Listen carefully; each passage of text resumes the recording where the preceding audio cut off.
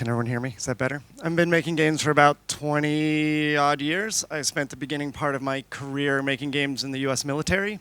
I wasn't an active service person. I was a contractor making training simulations to train mainly young captains on how to do management, because most of everything you do in large-scale organizations is management. So I started my career there. After that, I worked in publishing for about 2.5 years. So I have a little bit of connection in the publishing world, but I'm sure Piotr will correct me on the actual sides of publishing, but we'll talk kind of about that. And then after that, I worked a little bit in mobile, but my first big project commercially, I directed Just Cause 3. After that, I built a company for about 5 years working on various projects, and then recently, 3 years, I've been working at People Can Fly as creative director there on a project. So quite a lot of varied experience throughout the years, and I'm hoping today to discuss one of my favorite topics, which is how you keep projects going when there are competing interests inside of it. So I thought I'd just ask one question, because I'd love to know the complexion of the audience, is do you think, who here is on a developer side? Can we just do a show of hands? All right, pretty good. Good crowd. What about on the publishing side? All right, so it's split. So some of you will hate me and some of you will love me by the end of this. It's perfect. Some topics we'll discuss today. I will not read them, all of them right now. We'll go through them during the presentation.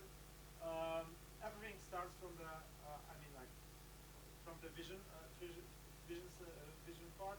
So I believe that we're gonna start there. Why the vision is important.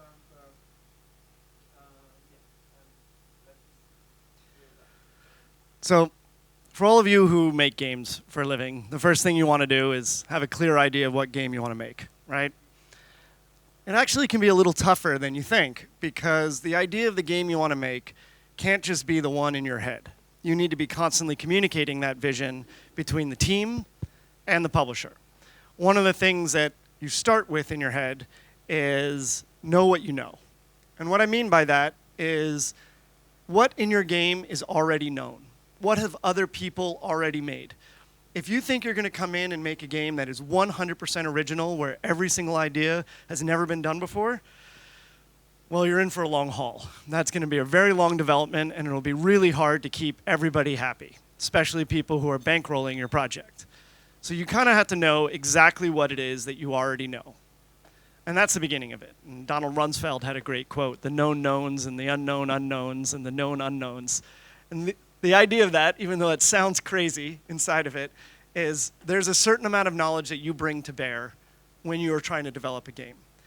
And that's going to be critical in your communication, both being on the publishing side or on the development side. The second thing that you have to know is to admit what is unknown. Because if you go into a game, and let's say 60, 70% of your game has already been built before. There are people in the world who have built similar games to the one you're building. If you can admit that already to the publisher, or the publisher can talk to you about the genre that they want to have built by you, you're already a step ahead, because you're going to be aligned up to that point. After that, you're going to say, what is the big thing that's going to make your game different? What is that piece of innovation? Is it a narrative piece? Is it a technological piece? Is it a core design principle? What is that piece that's going to make you stand apart? And that's the thing that you're going to spend the next X number of years while you're building the game, maintaining alignment between publishers and developers. Because it's the hardest thing to convince somebody for something they don't know, especially if you don't know it too. So that's kind of the core piece of being open and maintaining that clear vision, is seeing the world as it is. Because that's where all the discrepancies show up. Roland, can you tell us a bit more like how to balance this innovation part within the game? Because for us as a publisher, it's actually very risky to invest in the projects which is like entirely innovative and so on. So where to find the sweet spot? That's the impossible question. We all know when we start making games, it's completely impossible. Every idea that has started off in games is total new innovation, right? You are trying to invent a market a few years out. Depending on how big your game, it could be 5, 6 years out, which is a crazy amount of time to try to predict. For the mobile game market, maybe it's a little bit faster from idea to ship, but even mobile games are getting more and more complex every day. So I think the clearest way for me to set it out is when you're setting your vision, one of the techniques that I use is I create core pillars. These pillars designate where I'm going to spend money. And so 2 of my pillars should probably be known. They are games that have made money in the past, that have used those core principles. The 3rd pillar is something no one's ever seen. The scariest part about having 33% of your game unknown is that means 33% of a publisher is going to sit there and say, how do I cancel this game? Because I guarantee you no one in the publishing world has been fired for saying no. A lot of people have been fired for saying yes and a game fails. I can confirm that. So like vision is very important to give the direction, to sell the project to the publisher, but vision is also important for the team. 100%. I don't know how many of you have been working remotely the last 2 years, but one of the complexities that I've had as a creative director is I can't sit with people every day. I can't sit down next to a programmer and see exactly what they're working on, why they're using a piece of logic, how they see the vision of the game. And so what happens is you have these very slow fading away from that core vision. Because normally, you could sit down, reinforce it every single day, every single week. You could overhear conversations saying like, oh, wait a second, that's skewing us a little bit away from those core pillars. And you want to use those core pillars not just to go sell your game at the publisher and the marketing departments and sales and analytics, but also with every single one of your devs who are sitting there making decisions every single day that will dictate what your game will become. I have actually one question, because like it is, of course, very important to be on the same page with the publisher. Now we are talking about the team and vision. However, like I have this like picture in mind from my past when like you meet the developers and they are like kind of pitching the game, and in meantime, like as a publisher, like you're listening to this pitch and you are kind of raising new vision for this game, and then you have this clash. You have this developer vision in initial one, and then you have this publisher vision, let's say, which was created during the meeting and so on. How to deal with that? So, one, lots of communication, a lot. You got to spend as much time as possible chatting with each other to make sure it's aligned. One of the hardest things that I found is when I was on the publishing side, we'd have these greenlight meetings. And the developer's not always sitting in those greenlight meetings. So the developer would create a big deck, this great bit of creative or whatever it is to say, this is the game that I want to make. But that developer's voice is not sitting in the meetings with marketing, with sales, with analytics, with PR, brand. All these different departments all are looking at the same deck and interpreting it with their voice in their head. And that means that everybody in that whole company, even though they're all making the same game, might have a slightly different view of what your game is. And the scary part is that each of them is a major decision maker on your game, how it's going to be sold, what audience they're going to go after, how many box units are they going to predict per location. Are you going to go into Benelux or France or Spain, or where's the market in the UK, or is it a game that will work in Asia? Is it a game that will pick up in China? Can you get by the censors in China? Is it going to work in the United States? All of these questions are being dictated by people you don't actually talk to as a developer. And that means you need to keep reinforcing it and kind of insisting that you get to make the presentation to those groups.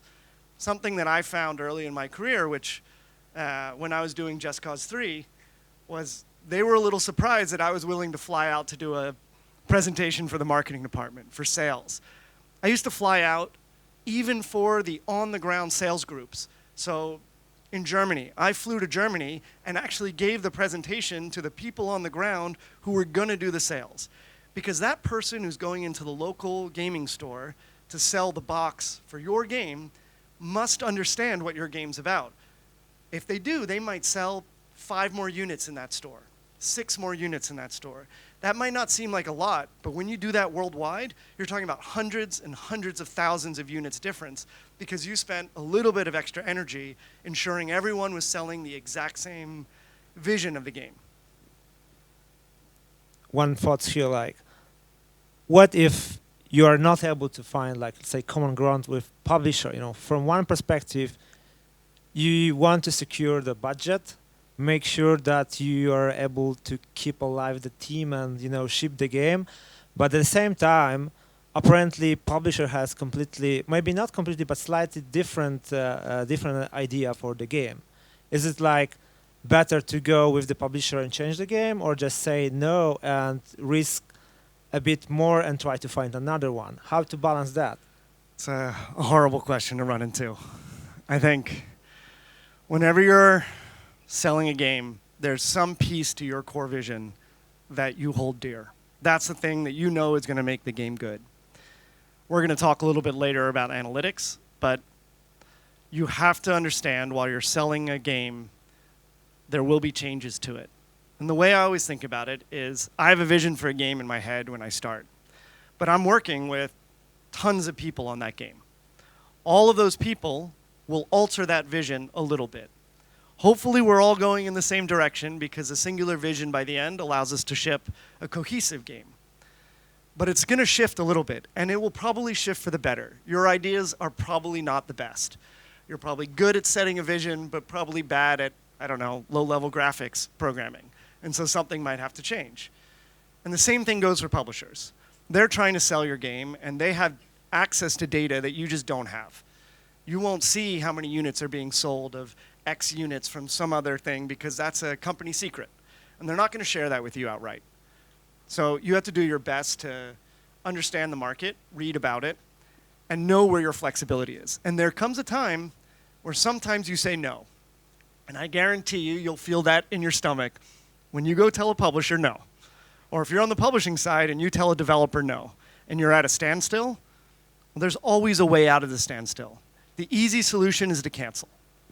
That's 100% what happens to a lot of games because everyone folds their arms and decides that it's not worth working out. If you're willing to make your game and you know you're working with good people, you will find a solution to it.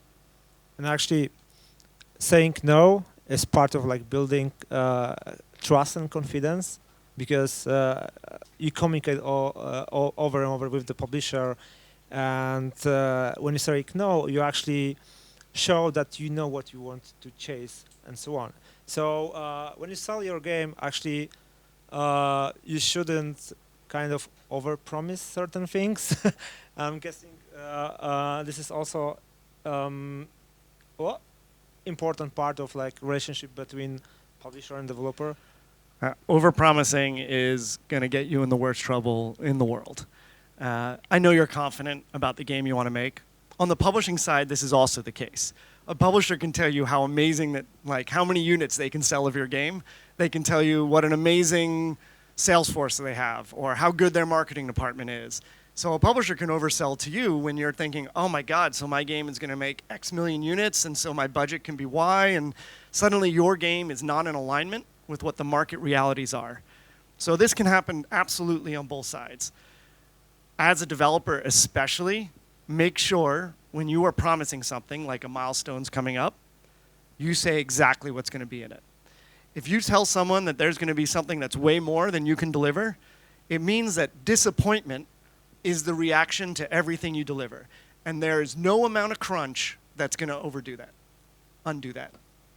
And so it is really important that you sit there and say, this is what I'll deliver, because even if the publisher is disappointed thinking that it would be further along, it's okay. Because that's actually what you delivered, and then the details come in. You actually did deliver a little bit more. There's a little bit, the character artist got a little bit further, and the art quality is a little higher than what you thought it was going to be.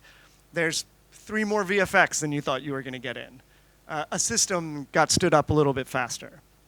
Each of those allows you to build more confidence within the publisher, because the publisher now sees you as someone who is reliable, which means if I tell you on X date that I'm going to deliver something, you believe me. And that is incredibly important because publishers start spending money when your game gets near to ship. And I mean a lot of money towards distributing that game. I know the digital market has changed a little bit, but back in the day, this is manufacturing, so boxes, art, setting up the sales force. A lot of them use contractors within that sales force. Your marketing buys sometimes can be 6 months out for expensive marketing buys. When you say, oh, I'm going to release a game in January, that is a very specific style of marketing for that time of year. Like, a lot of people got gift cards, so you're going to try to market to people who got gift cards, which means you might skew some of the marketing of your campaign to convince the kids who got the gift cards, not the parents who are buying the gift cards at Christmas. Now, if you lied to your publisher, or not lie, but like overpromised, and you miss that date, all of that marketing spend gets lost, all of it. And that is a huge loss. And now you have a lot less marketing for your game. And so that's part of that overpromising that has to go on both sides, where there is a lot of trust that has to be built every single day while you're making the game. Can you tell us a bit more about selling Vision itself to the publisher? So everyone has a technique, and I'll give you my secret one. It's not so secret, but it's horribly expensive and burns your brain out to do it. So I make a video every single milestone, completely narrated.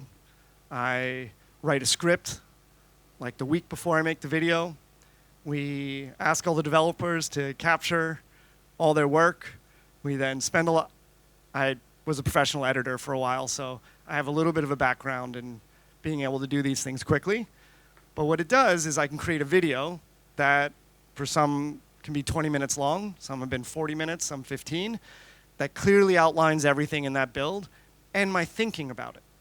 So because I'm narrating it, I'm not just showing you what's in the build, I'm showing you a snippet in the build that relates to the vision of the game. And that video is incredibly useful across many different areas. I can give that video to the publisher because I also do codexes that are friendly for phones. So in a publisher, I guarantee you not everyone's playing your build. It's just not going to happen, especially not across all the departments. They'll say they will, but they won't. They won't even read your docs. They just won't. And they have a lot of things on their plate. All of us feel really busy. There's lives outside of it. Time just slips away. You need to keep selling that, especially if you're remote. So for me, a video, if it's 20 minutes long, even that can be a little long because you kind of lose a little of attention. Think about watching a 20-minute YouTube. But it means everybody up the company, all the way up to the president, has this easily digestible piece of media that they can look at and understand not just what's going on, but what's going wrong. And I'm open in it. I'm like, this totally worked. This did not. This idea looked good on paper, and it was crap in reality, and we're going to cut it. And because of it, I have this direct dialogue. My voice is inside, the minds of all the people who are making big decisions about the budgets. Now, you would think that that is a great piece of media for publishers, but in today's world, especially remote, it means every developer gets to watch it over the weekend, on that Monday morning when they come in. After we've made that milestone, everyone's a little tired. There's that ramp up. You're replanning for the next milestone. People get to watch that and feel invigorated because they get to see all the work from all the other departments that normally they don't get to see. They're like, that's the game we're building, and I'm excited about that game. And the other thing that works is onboarding. Every person who joins your project has no idea about the history of your project. There's vocabulary you literally invent while you're making a game that nobody knows when they join your project. And you're using it because it's easy, right? Common parlance. But someone new is going to take 3 months. They're going to be like, what does that term mean? And you probably forgot to create a glossary of terms somewhere because, that's one of those documents you don't make. But if they have a video from the very first day that you created the concept all the way to today, they can hear and see the development of the project and are caught up in 1 week. 1 week of watching, or even a day or two of watching these videos, they're caught up. And now you've onboarded somebody instead of in 3 months, maybe it's 2 months or 1 month.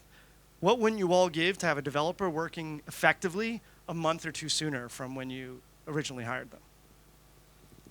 Okay, please admit how much budget you actually burn on this marketing pitching stuff. So I've been doing these videos. On Just Cause 3, I did every single month for like 45 videos or something. A lot of videos, a lot of hours. It was a huge amount of work. I would not recommend it to anybody who doesn't have an editing background. If you are not good at writing a script in a day, don't do it. I can write a 20-minute script in a day because I've been doing it for 20 years. It takes a lot of practice. You will fail in the first 10 videos that you make. If this is a technique you want to do, start with like a 5-minute video. Something super high level, just about your core pillars. Don't worry about all the content, just reinforce it. Even that alone is going to be an incredibly useful piece of work. And because it's your voice, it's your vision that you're trying to sell through, you spending just a little bit of energy expressing that vision is going to be so much easier for all the rest of your devs. But you might not be a video guy or girl, right? You might want to use PowerPoints. Maybe a little less sexy, but like still works. Maybe you're a brilliant artist and you want to use storyboards. Do a storyboard. Find whatever it is that you're good at, that you can do quickly, and use that skill to be a little bit different than a document. You're just trying to find something to grab the attention of people at the publisher and inside the team to get them engaged in your project every single day. Yeah, that's right. Like what I see actually on the publishing side, like every week you're receiving like a lot of pitches from many studios. It's like a lot of documents, pitch decks, Excel spreadsheets, like even with the market data and how many items we're gonna sell or and so on, which is of course doesn't make any sense because as a publisher you have the more correct data, so you're gonna do this like due diligence and so on. But when we see like a video there, like which explains everything in 60 seconds, we are more willing actually to keep discussion going because it saves our time as well. But yeah, speaking about data, like I'm on the mobile gaming side, so we of course are data driven and so on. We have real life data, and we made decision based on that. I'm not necessarily sure how it works like on the PC console side because guys, you have like long development time. Data are changing very drastically. When you do something, how much time you need to kind of whatever adjust to the market and so on. How it works on the developments. So there's a lot of differences of opinion here in our industry. This also comes with being able to be clear about your vision. You can do user research data about your vision, about concepts. You can see what kind of audiences are excited about it. You can even see what kind of words are attracting people to your game. You can look at other games that are in similar markets to yours. Each of these pieces of data does not change your vision. And that's the biggest lesson that I would give anybody who has to go through this is you will have your heart ripped out of your soul. It's going to happen. It's going to be really hard. You're going to be told you're crap. Everybody does. This is not like nobody gets user research that says it's perfect. And it is in that great games are made because games are made through iteration. No one makes a great piece of art the first time. No one draws a good picture the first time.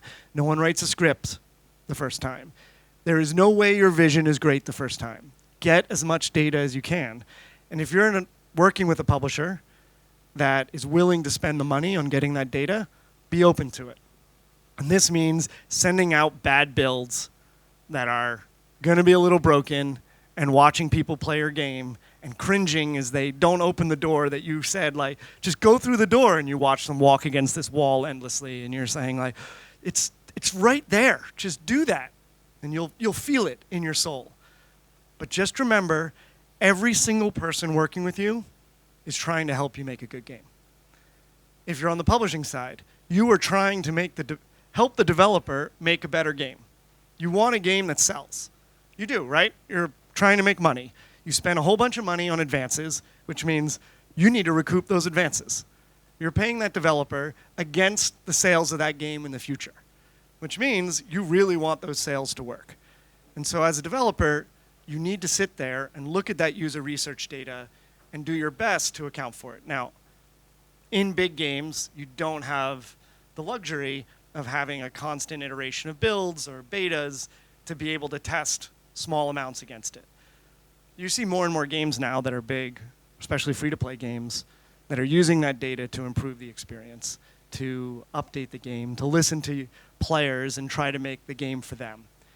As much as this game is for you as a creator, really it's for the audience. I mean, every day that we work in this industry is about trying to make someone else's life that I guarantee you is harder than yours a little bit better. When you come home and play a video game after a really hard day of work and you've had a horrible day, sometimes a video game can open the door to making that day better. And you got to keep that in mind when you're listening to user research, that you want to make that person's day better. And that's what all that user data is about. And I had a hard time with it up front. One of the hardest things we all deal with is ego. I had mine. I was like, my vision is great. But it's not true. And someone might find a detail in your game that you think is insignificant that is your game. And everybody's universally going to be like, this is an awesome vision right here, this detail, this small thing that you had been ignoring. And then if you listen to it, your vision doesn't have to change, but your focus does. And you probably make a better game and probably make more money. So there's this time when you get this feedback, or you look at data and you already know that storm is coming. What then? Yeah, storms. All of you will experience this. If you haven't already, it's amazing. Because it's probably pretty rare to ever get through any game without it all feeling like it's going to come down around your ears. The higher up you are in the game development hierarchy, the more that pressure sits on you. I care deeply about everybody on my team. I care about their families, what they work on. I want them to be happy. I don't want them crunching. I want them to go home and have a nice dinner. You know, all of that comes tumbling down when, one, the vision's out of alignment between publisher and developer, or you get some user research that says your game is crap. That feels great. And everyone loses confidence. That's terrible, because you'll lose confidence in a day. Something you took a year to build out, you lost it. And it's going to take you another year to build it out. So my only advice when the storm comes, and it will absolutely come, one, don't take it personally. It's not about you. It is about selling the game into the market. It's about making money. Like, there's a lot of people's careers on the line for your decisions. You're hopefully making a great piece of art. And I think that's awesome. Hopefully you're going to change the industry for the better. You're making a game more accessible. You're opening up a new market. You're creating something no one's ever seen before, to experience something in the safety of a game that they wouldn't be able to do otherwise. And keeping that in your soul, that you have a really good job, that life is pretty good, means that you can approach the problem by de-escalating the energy in the room.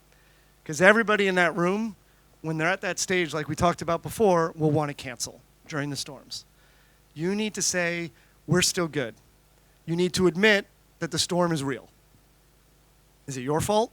Admit fault. What can we do to make it better? How can we work together to get through this?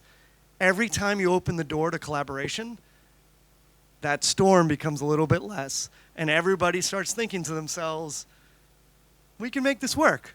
We can get through this, and it becomes a scar that you will bear, and so will everybody else who went through it, but it'll become that positive story at the end when you ship that game. And we mentioned a couple of times market data. So markets move faster than you can make a game, especially in PC console. So it's very often case that you cancel the game. And where is the best time to cancel the game? And how the publisher-developer relationship evolved during different stages of production.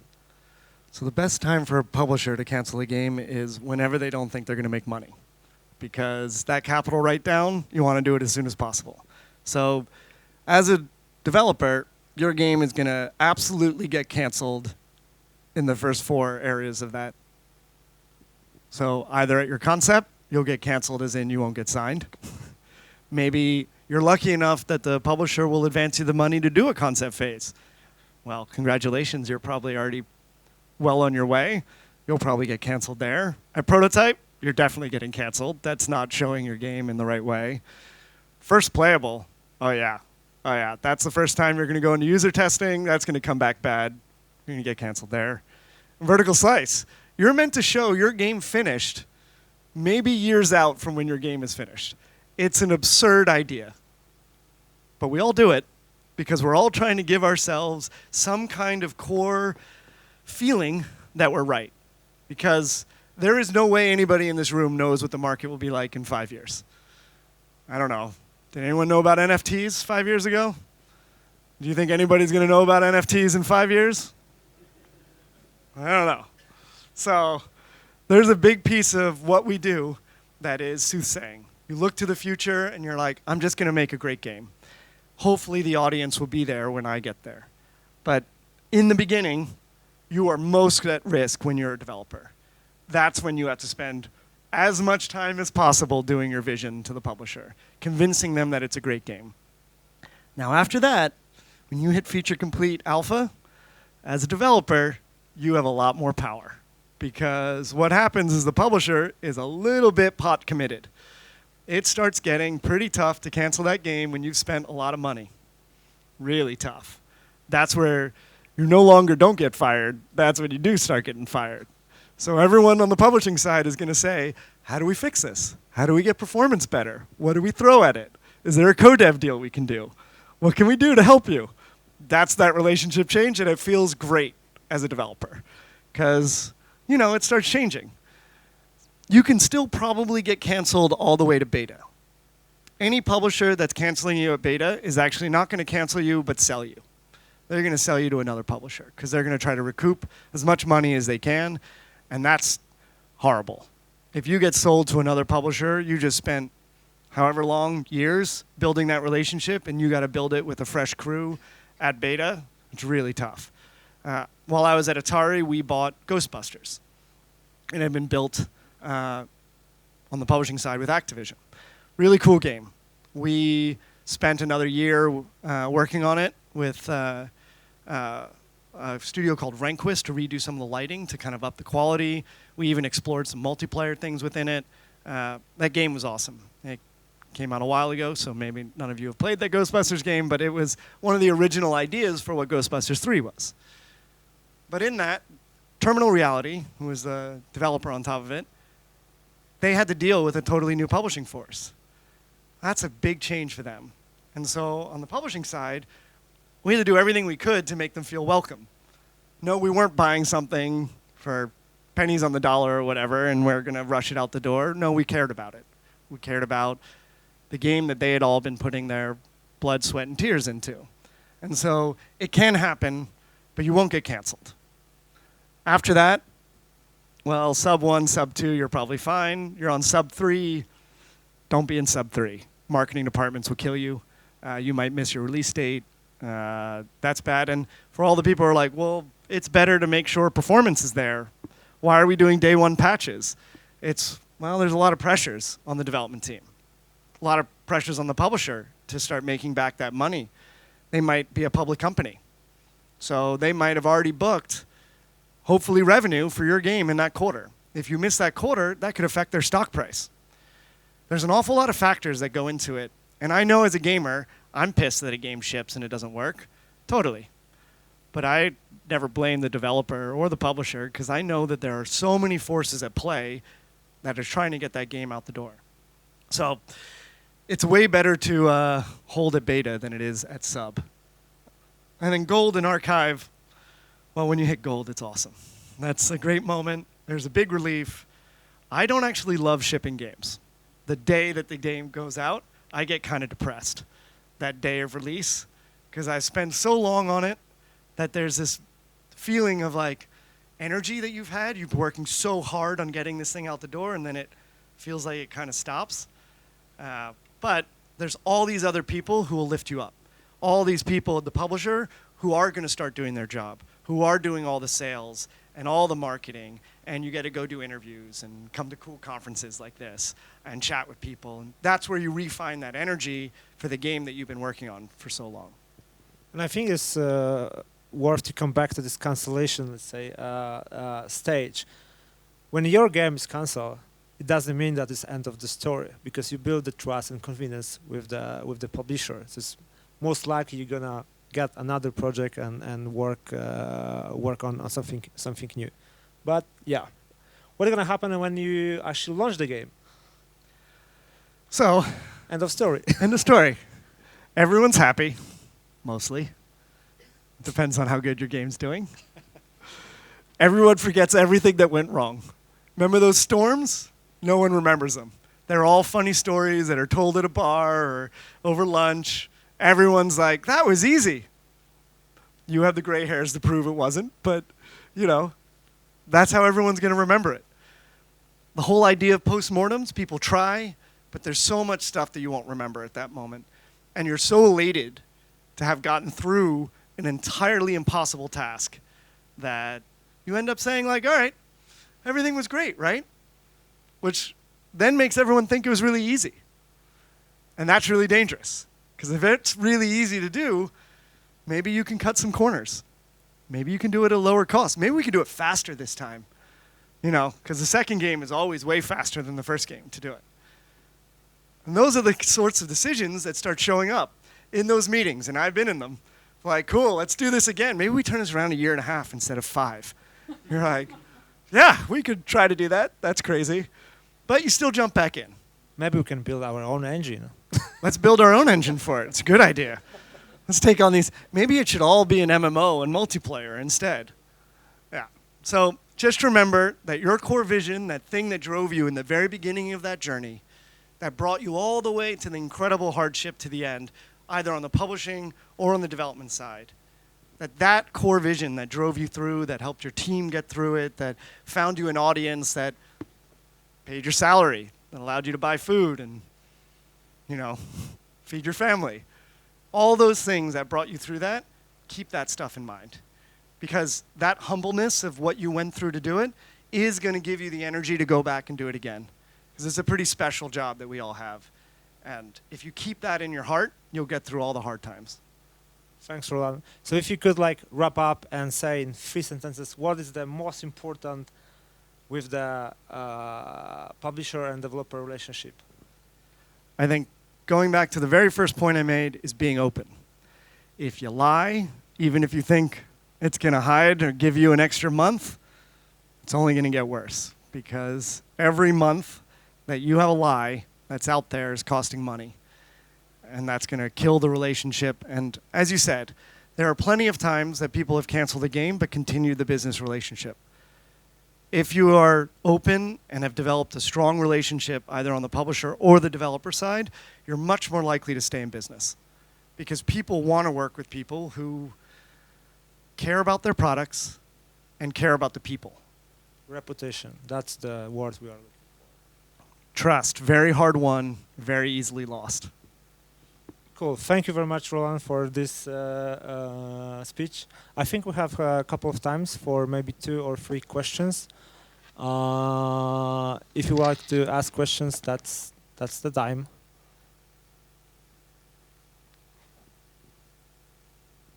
Hey guys, thank you for the talk. Amazing, I love it. I wanted to ask about the vision. Just before your presentation, we had a different team who was talking about the vision, how it was important, and how we had a visionary and a developer and then the publisher as well. We don't have time for the question, but you mentioned the vision again, and it seems to be a repetitive topic. How do you hold the vision from both the publisher and the developer, and how do you pass it to the team when you have obviously some very important people speaking, from the publishers to the developer, for example, the CEO or some kind of game designer, let's say. Who takes care of that vision, and how is it passed in your experience to the developer and then back up to the publisher? So when I was at the publishing side, I got to do a lot of creative production, so I actually created a bunch of games and then looked for developers to make them. So there are IPs that we wanted to do. Then it was all about creating rule sets. A lot about how you design a game. You try to create a very clear set of rule sets that everything in that development is going to adhere to, and that you hope that the interpretation of that rule set is going to make for a good game. So that would probably be one side when it comes from the publisher down. I think when you're a developer and you're pitching the idea, especially if it's an original game, which is a terribly hard endeavor, but when you're pitching it, you also want to create those same rule sets, because that's going to help explain your vision as clearly as possible. And you need to use whatever tools are in your belt to express that vision. And you're going to have to do it 10 different ways. How do you express the vision to programmers versus designers versus artists versus animators? Producers. Your producers need to know what your vision is. They need to buy into it. I think as you're trying to hold on to that vision and what you're creating, it is one of those forces of nature that you need to find in yourself, because everyone's going to try to break it. When you start out, that very first day and you pitch it, people will like it. And if it gets picked up and someone actually wants to invest money in it, you hold on to that kernel. And you think to yourself, why? So have people tell you the vision of the game back to you. Describe the game to me. Don't give them the answer. Hear from them. Hear from lots of people on your team. If you're in the publisher, I used to do this to sales and marketing. What is this game? I don't know, Roland. It's a baseball game. I'm like, cool, okay. It's a baseball game. What else is it? Oh, it's for kids. Good? Keep going. And you try to distill the words that they're using. Because eventually you'll find a core set of vocabulary that people will agree on. And then you just do the classic thing when you want someone to remember something, you repeat it endlessly. And it will sound like a broken record. I've gone into meetings where I've said almost the same thing, back to back to back to back for 10 hours straight. And I'm like, nobody cares about this. You can see, like, I feel like my eyes are going to glaze over when I'm doing it. But I come in with all the energy in the world. Like when one of you is talking to press and you're doing one of those press junkets and you're back to back to back press, the person at 4 p.m. who's doing a press with you did not hear you at 9 a.m. They don't want you to have low energy. They're excited about your game. If you walk into that room with low energy and you can't express your vision the same way you did at 10 a.m., you're failing your whole team and your publisher. So if you're a vision holder, one of the main things you do is maintain energy, of just being enthusiastic about the game you want to build. It's infectious. But I can't say it's the easiest thing in the world to hold. Thank you. Thanks. I think we have space for one more question. Okay, thank you for a great presentation. So as a publisher, so what you can do 1 year after, pitching the idea, everybody, excited, and after 1 year, maybe you did vertical slice, people already played their, mechanics they developed, they play the game they would like to create, and the energy is going down, of the team. So as a publisher, what you can do to bring this energy back? Because this is also, I think, the part of, publisher to support the team, That's a great way to see it, because I totally agree with you. The roles, especially of the producers on development, is to add energy back to developer. And one of the things you can do, besides being positive and saying nice things about it, is actually to be also truthful and honest. Let's do some user research. Let's spend a little bit of money and let's talk about how there are certain things in the game that are obviously aligning to your vision. Here are the things that aren't. What can we do? You're the creative, You're building this game. I want your game to succeed. What do you want to do? How do you answer this question? Pose problems to them that give creative people the ability to solve them. Because everyone loves solving problems. Everyone in this room, when presenting with a problem, the first thing we want to do is solve it. But as a publisher, you've got to actually be more open in your questions, right? You want to ask those open questions so you can elicit that creativity out of the development team. That's when the development team will refine their passion. And hopefully there's somebody on the development team that you can lean on and someone you can be really honest with and say, hey, Roland, your team's kind of flagging. What are you going to do about it? And you'll find a partner that'll be like, all right, maybe I got to do another video. Maybe I got to repitch it. Maybe I got to look at my vision. I have, for example, when I make my pillars, I have redone them. Not totally, but I've changed the words inside of it. I know this might seem silly, but sometimes just adjusting some of the core words inside of a pillar to adjust and align a little bit closer to the market that you're after, especially after hearing user research data, can reinvigorate the team because they see, the creative head is not some intransigent blocker who's just like, no, it's my vision or, my way or the highway. And instead it's like, hey, these are great ideas that are coming in. Let's evolve our game towards this market. We spent 2 years working on the game. The market's adjusting a little bit over here. Let's make sure we're hitting the customer base that we're after. And that's going to excite your developer again when they see that there's an opportunity to really find a market, to find players.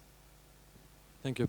Thanks, Roland. I think that was the last question. We need to kind of leave the room and let air flow through the room. So I think that we should thank you, and we want to thank you, Roland, for the Thanks, great everybody. inspirational presentation.